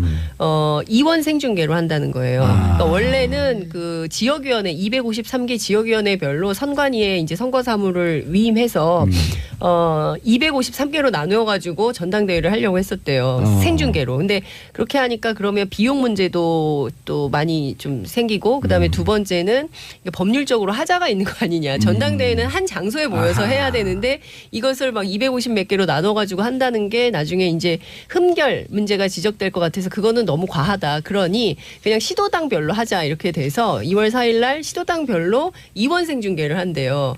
그러니까 대한민국 최초로 2원 생중계를 하는 첫 번째 전당대회 사례가 될 것 같아요. 그래서 그러면 이제 의장이 지금 이상돈 의원인데요. 그렇죠. 이상돈 의장이 이제 그 개회 선언을 하지 않거나 뭐 이렇게 하진 않을 거다. 할 수밖에 없다라고 전망들을 하더라고요. 그래서 이제 근데 이제 불협화음이 생길 거 아니에요. 그러면 부의장으로 그 넘겨야 되는데 부의장들도 하나는 중립이고 하나는 반대파거든요. 그래서 차라리 그렇게 하면은 회의가 제대로 되지 않기 때문에 새로 현장에서 임시 의장을 선출해 가지고 통합을 쾅쾅쾅 이렇게 밀어붙일 계획이라는 거예요. 근데 그 사이에 그러니까 제가 지금 이런 구구한 설명을 드리지만 머릿속으로 상상을 해보면 참 그렇게까지 네, 많이 쓰죠. 그렇게까지 해야 되냐라는. 아니 우리도 진짜 이거 설명하면서 애 많이 쓰는데 그러니까요. 얼마나 우리 프로그램이 좋은 프로그램이냐면요. 네. 우리 정태익 본부장이 직접 납치셨어요. 패널들한테 인사한다. 근데 어쨌든 이런 설명을 막 드리고 있는데, 그러니까 지금 보면 핵심 쟁점은 찢어지는데 그 비례대표 의원들이 지금 3+1이에요. 그러니까 장정숙 의원, 박주현 의원, 이상돈 의원을 그 일종의 제명을 좀 해주면 바깥으로 나가서 여기도 15+알파 해서 좀 새로운 정당을 만들고 여기도 바른정당과 통합해서 서로 각자 다른 길을 가자. 그거를 합의위원 해달라고 그렇게 요청하는 거 아니에요? 합의위원 반대파 해달라고 쪽에서. 요청을 하는데 해주긴 해준대요. 언제 해주냐? 당장은 안 해주고 3, 4월 이후에 하겠다. 그러니까 이를테면 저쪽에 힘이 실리면 안 되기 때문에 바른정당과 국민의당 통합에 이 그 아니, 왜 효과가. 이렇게 정치를 꼼수만 배웠어요. 근데 거기다가 한 명이 더 있는데 박선숙 의원도 이 돌아섰대요? 돌아섰다는 얘기가 나오고 있어요. 그러니까 이 뭐 개인적인 뭐 좀 딜레마 같은 게 좀 있는데 어쨌든 여기는 뭐 이태규 의원하고의 좀 갈등 뭐 이런 게 알겠습니다. 있는 것 이것도 같아요. 우리 보수의 품격에서 또 전문가들 두 그렇죠. 정돈, 정태근 이분들 전문가예요. 근데 참 이런 통합에 국민들이 얼마나 동의하고 공감할지 그리고 이렇게 해서 선거를 한들 그 정당에 그만하시라니까. 네. 계속. 답답해서 이렇게까지. 예. 네. 자 그리고 대통령 광고가 네네. 생일 광고 자, 저는 지하철에? 처음에는 가볍게 생각했어요. 예. 이 지금 뭐 문재인 대통령 지지율 지난주 72%. 네. 이게 새로 나온 이번 주께 70%. 예, 가상화폐, 가상화폐 때문에 좀 떨어졌다. 뭐 이런 이제 분석들이 나오고 있습니다만 어쨌든 70%대 고공행진 계속 하고 있는데 이 와중에 이제 문재인 대통령의 생일 생신이 1월입니다. 그래서 광고가 다 붙었죠. 두 주로 앞두고. 그런데 이게 이제 재밌어요. 문재인 대통령을 지지하는 일종의 팬이라고 팬덤 현상이라고 볼 수 있습니다. 지지자들이 모여서 십시일반 돈을 내서 광고비를 마련했다는 거예요. 그래서 한 1억 정도의 비용으로 18개 지하철역에 네. 영상 광고와 광고판이 쫙 붙었어요. 야. 돈이 그래서 많이 들어갔겠는데요? 재밌는 현상이다. 1억 원 정도. 1억 원이 모금이 된 거죠. 네. 근데 저는 이게 되게 익숙해요. 아이돌. 예, 제가 소녀시대 티파니의 네. 팬클럽 활동을 한 10년 해오다 보니까 네. 여신의 생신이 되면 조공을 다 해요. 그렇죠. 근데 이제 처음에는 뭐 선물 가고 이러다가 아이돌들 집에 선물이 얼마나 많겠어요. 팬레터 얼마나 많이 구했어요. 그래서 뭘 하냐면 뜻깊은 일을 하자. 근데 기부를 보통 하고 네. 신문에 봉사활동이나. 광고를 딱 내요. 혹은 버스에 배너가 붙기도 해요. 서태지 팬클럽이 제일 오래됐는데 네. 아마존에 서태지 숲을 만들었어요. 이 지구의 허파를 살리자. 서태지 숲. 티파니 숲은 여의도에 있어요. 네. 나무 몇 그루 있습니다. 근데 이렇게 이제 팬클럽들이 여러 가지 좋은 활동을 이 쌀로 하기도 하고 연탄으로 하기도 하고 그러는데 그냥 그런 현상이 이제 정치인에게도 가는 거구나. 그렇죠. 이제 호불호가 네. 있는데 좋아하면은 뭐 저렇게 할 수 있는 거구나 생각을 했는데 이게 정치적인 논란이 됐죠. 말이 많더라고요. 김문수 네. 지사. 김일성 주체 사상에 영향을 받았다 이런 얘기가 나왔고요. 이 김성태 자기를 알리는 자극적인 방법도 여러 가지예요. 그렇죠. 네. 김성태 원내대표 놓치지 사생팬의 않는 거지. 대통령이냐 뭐 이제 이런 얘기들이 막 나와서 정치권의 주로 북쪽에 비유하는 얘기들을 야권 보수당 의원들이 많이 하고 있고 그리고 이제 이 시민 차원에서도 호불호가 있을 테니 갑론을박이 있습니다. 바람직하다 아니다. 네. 그런데 이제 이게 문재인 대통령의 지지와 인기는 저는 순수하고 자발적이면 문제 없다라고 보는 입장인데 어떻게 생각하시는지 궁금하고 문제는 다른 정치인의 이런 유사 광고가 또 등장했을 때는 홍준표 대표의 예, 생일일 어떻게 때. 네. 대처해야 할까 할까. 이런 또 고민으로 번지고 네. 있어요. 아니 저는 이제 저도 팬클럽을 네. 오래됐잖아요. 제일 막강하고 제일 오래 가잖아요. 미건수 미건수 오래됐죠. 20만. 19파 의리. 이제 이달 20일 날 또 뭐 복권 파티 한다고 이제 또 모이면 한 번 모이면 어쨌든 200~300명 모이니까. 그런데 저도 똑같은 경험을 했어요. 네. 감옥 갈 때 정봉주는 무죄입니다. 그리고 신문 일면 통광고를 냈어요. 네. 기억나요. 예. 네. 근데 이제 그런 그리고 거가 영치금도 엄청 들어오지 않았어요 그때? 왜 돈 얘기를 하세요? 영치금은 1년 동안 한 1억 1천만 원쯤 들어왔죠. 아. 그러니까요. 그래서 정치 그런 활동 게 하실 때보다 영치금이 더 많았던 거 그래서 아니에요? 이게 정치인들을 이렇게 팬으로 가는 게 어찌 보면 정치를 친숙하게 만드는 거예요. 그렇죠. 그렇죠. 정치가 멀었기 때문에 정치인들이 부패하고 국민들과 동떨어져서 정치하는 거에 대해서 그들만의 리그가 그들만의 되고. 리그가 돼서 예. 국민들이 불행했던 거거든요. 이제 가까이 온 거예요. 그래서 나는 그 김성태 그 뭐 김문수 분은 이제 갔고 김성태 의원도 팬클럽 만들었고 나도 좀 그 생일 광고 좀 내줘. 아니 근데 그동안 네. 이 현역 국회의원들도 왜 후원금으로 네. 인기 척도를 많이 가름하고 연말이면 발표되고 그렇죠. 그러는데 네. 근데 그동안은 뭔가 정치에 대한 시민적인 불신은 조직된, 동원된 이런 네. 느낌이 그렇죠. 강했다는 맞아요. 거예요. 네. 자발적인 그게 자발적 국민의당 시민 행사 참여. 때 통합 반대파 찬성파 격돌하는 것도 보면 예. 저게 자발적으로 하는 건가 아니면 무슨 사수대가 있는 거야 이런 느낌을 자꾸 갖게 그 만드는 앞에 서 건데 있었던 사람은 전부 당직자들이 네. 문을 지키고 있었던 네. 거였고요. 이제 당무위원 들어가고 안 들어가고 뭐 이런 거는 뭐 그랬다는 것 같고. 근데 이제 이런 네. 모습들은 그렇죠. 우리가 팬덤이라고 얘기했지만 폄훼할 게 아닌 게 네. 좋아하는 정치인을 좋아한다라고 표현하는 게 문제는 아니지 않는 시대가 아니냐 이런 고민은 거죠. 서울시가 해야 될 거예요. 이제 향후에 다른 정치인 광고 의뢰가 허가. 들어왔을 때 음. 심의를 어떻게 할 거냐. 누구 내주고 누구 안 해주고. 특히 이제 그렇죠. 지방선거 그렇죠. 앞두고 네, 예. 지방선거 아하, 앞두고. 그게 있겠구나. 예. 네, 아마 서울시가 제일 고민할 겁니다. 선관위에서 기준을 내놓겠죠. 그렇겠죠. 선관위가. 네. 알겠습니다. 세 분 최영일 평론가 장윤성 기자 박연미 기자님 인사하시고요. 네, 네, 고맙습니다. 예, 저는 광고 듣고 4부 정돈 정태근 의원의 보수의 본격으로 돌아옵니다. 채널 고정하소서. 어제도 봉주 오늘도 봉주 103.5 채널 고정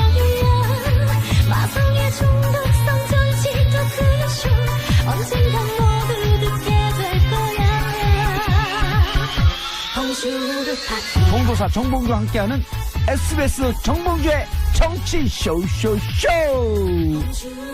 정봉주의 정치쇼 4부 보수의 품격 시작하겠습니다. 할 말을 한다. 나라 걱정하는 돌직구 정정브라더스 함께하겠습니다. 정도원 의원님. 네, 안녕하세요. 정태근 의원님. 예, 안녕하세요. 예. 우리가 국민의당 바른정당 3부에서 얘기하다가 제가 그만하라 그랬어요. 왜냐하면 전문가들 얘기를 들어야 되니까. 자, 일단 남경필, 김세현, 원희룡의 행보는? 남경필 지사는 이제 한국당에 곧 입당할 테고 김세현도 이제 입당했나요? 원희룡 지사는 무소속으로 출마하고 이렇게 정리가 돼 있다 보니까 바른정당은 이제 안고가 거의 다 빠졌어요. 유승민 빼놓고는 이제 남는 나머지 사람들한테 미안한 얘기지만은 그러니까 바른정당이 이제 합당을 하더라도 오히려 바른정당이 이제 급해졌어요. 이제 별로 쪼그라들 대로 쪼그라들었기 때문에. 그럼 몇 명 남은 거예요, 이제? 아니 이제 지사들이기 때문에. 예, 아니 김세현 의원. 그럼 지금 10명 남게 되는 거죠. 10명. 근데 이제 조금 전에 말씀하셨습니다만 소위 이제 남경필, 원희룡 또 김세현 의원이 갖고 있는 정치적 상징성이 있는 것인데 저는 사실은 이분들을 못 잡은 유승민 대표도 상당히 안타깝고 그 리더십에 문제가 있는 게 아닌가 생각 들고 사실은 이제 남경필 지사 같은 경우는 뭐 과거에 이제 새누리당에 있을 때 한나라당 새누리당에 있을 때부터 원조 소장파 뭐 이상득 55인 파동 때도 그렇고 또 홍준표 남하 때도 최고위원 사퇴를 하면서 본인이 이제 사퇴를 해가지고 낙마시켰고 또 이제 그 이후에도 이제 사실은 바른정당 가신 분 중에 가장 선도적으로 탈당하신 분이거든요. 예. 그래서 한때 이제 미래형 정당으로 브록체인 신당을 만들겠다는 말씀도 하셨고 무엇보다도 이제 바른정당 대선 후보로 출마를 했거든요. 그러다 경선에서 떨어진 경우여서 그거를 국민들이나 특히 경기도민들이 이 행보를 어떻게 생각할 것인가에 대해서 상당히 좀 우려스럽게 지켜보지 않을 수가 없어요. 그러니까 이제 가까운 사람 입장에서 안타까운 일이에요. 그러니까 이제 경기도 지사가 별로 희망이 없더라도 이제 나이도 있으니까 그 스탠스를 그냥 일관되게 유지하는 것이 나중에 이제 큰 정치할 때 이제 필요한 건데 그런 면에서는 아쉽지만 또 본인이 뭐 많은 생각을 했겠죠. 일단 지방선거부터 생각하고 지방선거 후도 생각했을 것 같아요. 이제 하태경 의원 같은 경우는 이제 지방선거 끝나면 홍준표는 TV에서 볼 일이 없겠다 이제 이렇게 보통 얘기하잖아요. 그래서 그 넥스트도 아마 생각하는 것 같고 뭐 여러 가지 많은 생각이 있겠죠. 그런데 남경필 지사 입장에서는 바른정당 후보로 나서는 것보다는 자유한국당 후보로 나서는 게 낫다 이렇게 정치적 판단을 한 걸까요? 정치적 판단뿐만 아니라 계산을 다 하죠. 여론조사도 해보고. 그러면 이제 결론이 뻔히 나오는 거죠. 이렇게 봤겠죠. 아무래도 예를 들면 통합당 후보로 나오면 자유한국당에서 무조건 남경필 후보를 낙마시키기 위해서 낙선시키기 위해 가지고 후보를 낼 것이다. 또 그러고 이제 홍준표 대표가 그런 얘기를 공언해 왔고. 그래서 오히려 자유한국당 후보가 되면 실제로 경기도지사 선거 정도 규모라는 거 봤을 때 웬만한 사람이 쉽게 나서기가 어렵거든요. 그러니까 통합당에서 제대로 된 후보를 구하기 어려울 것이다. 이런 정치적 계산을 했을 거고. 그리고 이제 지금 자유한국당이 지금 계속 후보를 못 구하고 있잖아요. 그러니까 처음에는 뭐 샘문 얘기하다가 지금은 이제 뭐 홍정욱 전 의원도 안 온다지 장제국 동수대 총장도 안 온다지 또 심지어 지금 현역 의원인 박완수 옛날에 창원시장 재선했던 박완수 의원도 경남도지사 출마 안 한다. 이러니까 이제 샘문이 아니라 이제 대문을 열어놓은 거죠. 그러니까 이제 그렇게 선택하는 것이 어떻든 선거의 득실로 판단해도 낫지 않겠느냐 이렇게 생각하는데 저는 수도권 분위기가 지금 자유한국당한테 우호적으로 갈 것인가에 대해서는 좀 회의적이에요. 그러니까 경기도라는 데가 지금 이제 지금 1,400만 인구잖아요. 유권자로 따지는 거의 이제 1,000만 육박할 텐데 경비 북부 쪽은 모르겠어요. 북부 쪽은 모르겠는데 이쪽 남부 쪽 특히 이제 도시를 중심으로 한 지역 젊은 세대들이 많이 사는 이런 데 아니에요. 부분들은 제가 보기에는 지금 이 자유한국당의 행보 최근에 또 여러 가지 이제 몇 가지 이제 막 엄청난 일들을 벌이잖아요. 예를 들면 뭐 초등학교 4학년짜리가 이제 통일에 대한 그림을 그렸더니만 거기 왜 인공기가 들어가냐고 막 난리를 치고 인공기가 그러잖아요. 태극기보다 더 위에 달려 있냐?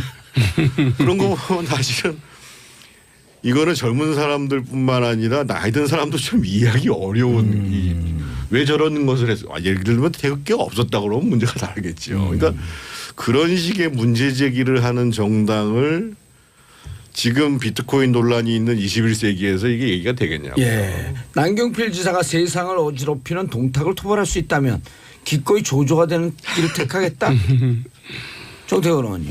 삼국지 안 읽은 사람들도 꽤 많이 뭐 모두가 다 삼국지를 읽었나요? 이것 때문에 사실은 뭐 어제 이제 남 지사는 동탁을 토벌할 수 있다면 기꺼이 조조가 되는 게 길을 택하겠다고 그러다가 거기니까 또 이재명 지사는 남 지사는 그 조조가 아니라 여포 비슷하다고 또 얘기를 했어요. 그래서 오늘 아침에 이제 그 뭐 동탁이 굉장히 나쁜 사람이지는 않았지만 그 제가 다시 찾아봤어요. 찾아봤는데 사실은 요즘 젊은 분들이 이거를 제대로 알기가 쉽지 않을 텐데요. 그러니까 동탁이라는 인물이 예를 들면 우리 삼국 시대가 제대로 형성된 한 그 192년 3년도에 이제 사망했으니까 이제 그때 인물이거든요. 그러니까 중국으로 따지면 이제 중국의 이제 그 진나라 다음에 그 한나라 한 400년 동안 통일왕조를 이뤘던 말기. 그러니까 지금 중국 사람들이 한족이 90몇 %라고 그러잖아요. 그게 이제 한나라에서 기원을 둬가지고 한족이라는 거거든요. 그러니까 이때 이제 이 그 역사책에도 뭐라고 써 있냐면은요. 삼국지에 보면은 거칠고 포악하며 사악한 데다가 잔인하다. 역사를 기록한 일에 이와 같은 자가 없었다. 라고 삼국지에 기록이 되어 있는 사람이에요. 이제 그러니까 그거보다도 이제 여기서 동탁은 노무현 저는 자꾸 맨날 헷갈려요. 문재인 정권을 얘기하는 거고 문재인 정권을 토벌하기 위해서 자기가 조조가 되는 길을 택하겠다 이렇게 얘기한 건데. 그러니까 그럴까요? 그러면 전혀 비유가 잘못된 비유죠, 사실은. 그거 말고는 딴 뜻은 아니고. 그러니까 이제 이게 이제 동탁은 누구예요? 그러니까 문재인 정권을 말하는 거죠. 그래서 저는 왜 이런 비유를 썼는지, 그러니까 동탁이 중국사에서 그렇게 나쁜 사람의 상징이 되는 이유가 그 한나라 시절에 첫 번째로 왕위 찬탈을 한 사람이 왕망이라는 사람이고 사실상 두 번째로 왕위 찬탈한 사람이 동탁이에요. 그리고 동탁이라는 인물이 어떤 사람이냐면은요.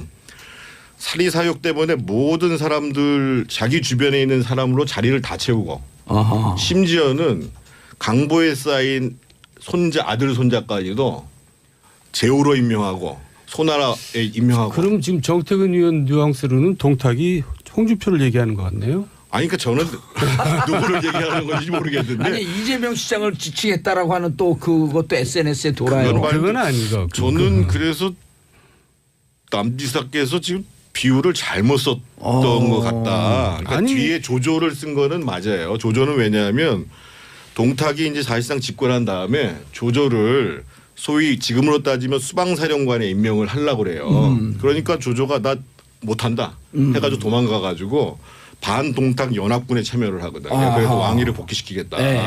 그래서 조조 그러니까 지금 길과는 다른 길을 가겠다라고 한 거는 맞는데 앞에 동탁이 나온 거는 제가 좀 그런데 비유를 잘못 쓴 건 아니죠. 우리가 얘기거리가 되는 것 자체가 비유를 잘 쓴 거예요. 일단 정치인들은 논란을 만들어내는 것이 맞든 틀리든 그럼요. 그게 중요한 거지. 근데 거기에 이제 이재명 시장이 살짝 얹힌 거죠. 싸우는데 나도 한번 좀 해갖고 양강으로 이렇게 만들어 놓는 게 이재명 시장 입장에서 좋거든요. 뭐 전해철이나 뭐 안민석 이렇게 못 치고 올라오게끔 딱 구도를 잡아놓으면. 근데 좀 얄미워요. 남 얘기한 거에 딱 얹혀가지고. 근데 그것도 이제 뭐 심한 경우인데요. 사실은 그 여포라는 인물은 어떤 사람이냐면 계속 예를 들면 처음에 정원이라는 사람이 이 사람을 썼는데 나중에 정원과 이제 동탁이 이제 대립을 하니까 정원을 죽여버려요. 그래서 거기 갔다가 또 그 뭐 유비한테 갔다가 원술한테 갔다가 이제 나중에는 이제 결국은 조조한테 이제 사로잡혀 가지고 죽게 되는데 그러니까 그러니까 그 중국 그 삼국지에 보면은 이 최고의 무장 그리고 최고의 말이 이제 그 여포 가 쓰는 적토마거든요. 근데 싸움 잘하는 거 빼놓고는 아주 그 배신의 귀재예요. 머리도 안 좋고. 근데 거기다 대고 또 이재명 시장이 남지사를 여포 같다 또 이렇게 얘기하는 것도 제가 보기에는 경쟁자로서 좀 지나친 얘기고요. 그러니까 저는 요즘 정치인들이 사자성어 막 많이 쓰고 그러는데요. 사자성어도 많이 써요. 대중들이 이해할 만한 사자성어. 그러니까 저는 그 어려운 사자성어는 적어도 사서삼경을 벗어나면 안 된다라는 것이 제 기본적인 생각이에요. 그리고 이런 뭐 삼국지의 비유를 들 때에도 좀 어느 정도 적절한 비유들을 들어야죠. 아주 상대방을 그냥 나쁜 사람의 아주 원흉. 제가 보기에는 동탁 정도는 어느 정도 수준이냐면은 옛날에 박정희 대통령 있을 때 차지철 비서실장이죠. 그렇지. 차지철 비서실장이 그렇게 포악하게 했잖아요. 그리고 결국은 김재규 중정부장한테 암살 같이 시해당하잖아요. 그 한국 정치사에서 동탁이면 거의 뭐 차지철 수준이지. 그 외에 동탁 같은 정치인 또 있나요? 너무 그렇게 확대 해석하지 마시고. 자, 별 생각 없이 얘기한 건데. 별 생각 없이 얘기했어요. 남경필 지사는 자유한국당에 오늘 입당한다 그래요? 그리고 탈당한 김세현 의원은 이미 복당이 끝났고 김세현 의원은 지역이 부산인가요? 부산 금정이죠. 금정인데 제가 참 이 김세현 의원도 안타까운 게 김세현 의원이 이제 대선 끝나고도요. 그 사무총장을 하시면서 바른정당에 바른정당의 사무총장을 하셨죠. 그러면서 이제 그 홍준표 대표가 막 공격을 하니까 이 자유한국당은 건축물로 따지면 재난등급에 따지는 2등급에 해당하기 때문에 이거는 도저히 쓸 수가 없어서 자유한국당은 곧 해체해야 된다. 해체를 요구한다. 이렇게 얘기를 했어요. 그런데 지금 이제 그 복당을 하면서 다시 탈당을 복당을 하면서 평생 같이 한 동지들의 뜻을 저버리기 어렵다. 그럼 평생 같이 한 동지들을 다 재난등급 2등급 건물에 가가지고 건물 무너지면 같이 죽을 거냔 말이에요. 그래서 제가 이제 남지사나 그 얘기한 거 잊어먹지 않았을까요? 김세현. 근데 사실 정태근 의원이나 저는 이런 분들을 좀 배워야 돼요. 우리는 그냥 한 번 한 말 지키려고 그냥 뭐 별 볼 일 없이 맨날 외롭게 밥 먹을 사람도 없이 이렇게 지내고 이런 것보다는 밥 둘이서 같이 먹으면 되죠. 말도 바꿔 가면서 적당하게 또 기회를 봐서 당도 또 갈아타면서 그렇게 하는 거죠. 우리가 지금 어리석은 거죠. 근데 저는 제가 남지사나 김세현 의원을 참 좋아하니까 이 얘기를 드리는 건데 사실은 조금 더 이 통합정당의 모습들을 보면서 사실은 이제 정치라는 게 명분이잖아요. 물론 이제 시기도 중요하죠. 시기도 중요한데 적어도 제가 보기에는 앞으로 보수에서 지도자가 될 만한 매단되는 분들인데 좀 더 명분들을 쌓아나가는 과정들을 했으면 좋지 않았을까 하는 아쉬움이 있고. 아니 남경필 지사, 김세현 의원 다 평이 좋았던 정치인들 아니에요? 그 정도면 훌륭한 제목들이었죠. 그런데 이제 기스가 난 거죠. 쉽게 말해서. 그러니까 오히려 원희룡 지사처럼 그럼 나 무소속이라도 고민을 해보겠다라고 시간을 갖는다든지 그러고 지금 이제 이미 통합이 된 것도 아니잖아요. 그래서 조금 안타까움이 있어요. 김용태 의원은 어떻게 됐어요? 탈당했나요? 거기는 이미 지금 탈당해서 혁신위원장하고 있죠. 자유한국당의 혁신위원장입니다. 2기 혁신위원장. 유석춘 위원장이 1기를 했는데 유석춘 위원장하고 무슨 혁신하고는 잘 안 맞잖아요.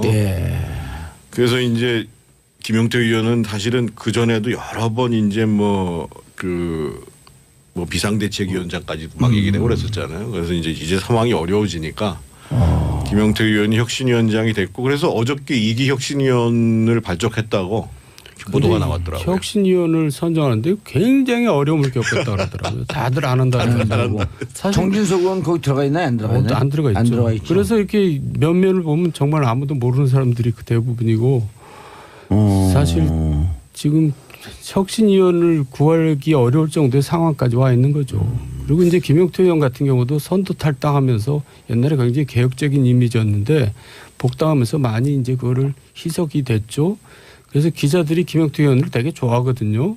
근데 김용태 의원에 대한 기대가 이제 많이 바뀌니까 실망들을 많이 한 것 같아요. 그래서 이 와중에 뭐 좋은 정치인들이 많이 이렇게 이제 상처가 나는 게 안타까워요. 네. 그러니까 아니, 원희룡 지사도 제주지사도 곧 탈당을 하겠죠. 한다 그랬나요? 아직 탈당은 안 했고 예. 통합된 이후에 자기는 그 정당보다는 무소속 정당 무소속 출마를 고려하고 있다. 뭐 이런 지금 이 측근들의 입장이고 아마 그 정돈 선배님이 지난주에 직접 만났을 겁니다. 뭐라 그러세요? 그러니까 자유한국당은 그것도 없어질 정당 같고 바른정당은 제주에서 무게가 1mg도 안 되는 것 같다.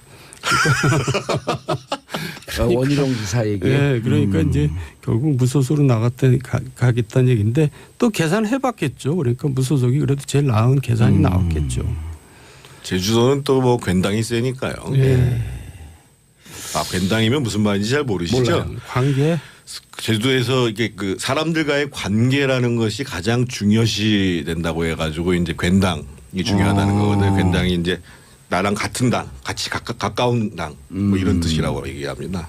이제 또 현재 프레미엄이라는 게 있는 거고.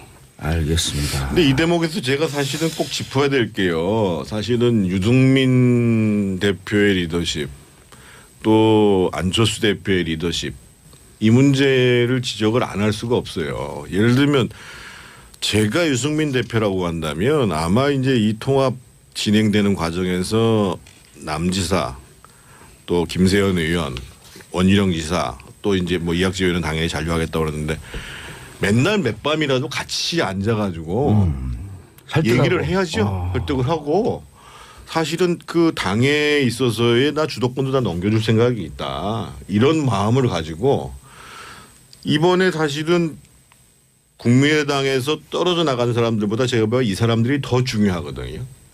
그리고 안철수 대표 같은 경우도 물론 뭐 내부 사정이 워낙 정신이 없겠지만 한번 뭐 경기도청에도 한번 가고 제주도청에도 한번 가고 뭐 부산 가가지고 김세현 의원 만나고 이러면은 사실은 이분들이 더욱더 이 고민들을 하면서 같이 할 수 있는 길을 모색했을 텐데 이 적극적으로 포용을 하고 남을 배려하는 정치가 유승민 대표도 잘 안 되고 안철수 대표도 잘 안 되는 것 같아요. 그러니까 유승민 대표가 이제 과거에 이회창 거의 비서장이었고 박근혜 비서장이었는데 생각은 좀 많이 개혁적인 사람이지만 태도는 그분들하고 못지않게 권위적인 것 같아요. 그러니까 이제 그냥 사람들 다 떠나는 거죠. 아니 연배도 비슷하잖아요. 그 정도원 의원님하고. 뭐 저가 하나 위인데 저한테는 네. 형이라 그래요. 근데 그 제가 이제 박근혜 대통령 시절에 막 유승민 의원이 이제 박근혜 대통령하고 일종의 그냥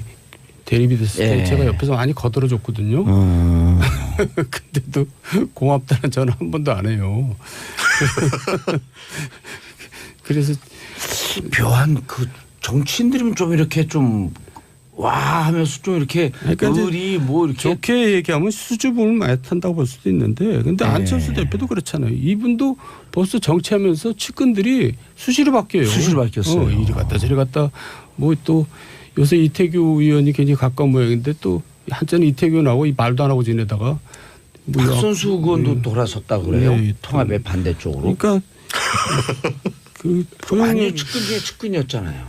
근데 거기는 뭐 비례대표인데요, 뭐. 아니 비례대표인데 그래갖고 그 출당을 제명을 시켜줘라라고 하는데 뭐 그것도 지금 이제 그 이상돈 의원하고 그 몇몇 의원이 있거든 3명인데 거기 4명까지 늘어난 게 박선수 의원도 통합 반대쪽으로 돌아섰다는 거예요. 근데 저는 제명은 시킬 거예요. 시킬 건데 아마 이제 그 통합이 다 끝난 다음에 그런다 그러더라고요. 그 통합 그 제명 안 시키면은 그 무슨 뭐 그 이제는 잊어버렸을 텐데 안철수 대표가 새 정치한다고 정치 시작했는데 새 정치가 아니라 아주 구악 정치를 하게 되는 건데요. 스크루지가 되는 거죠. 꼼수도 많이. 샤일록이 되는 거고.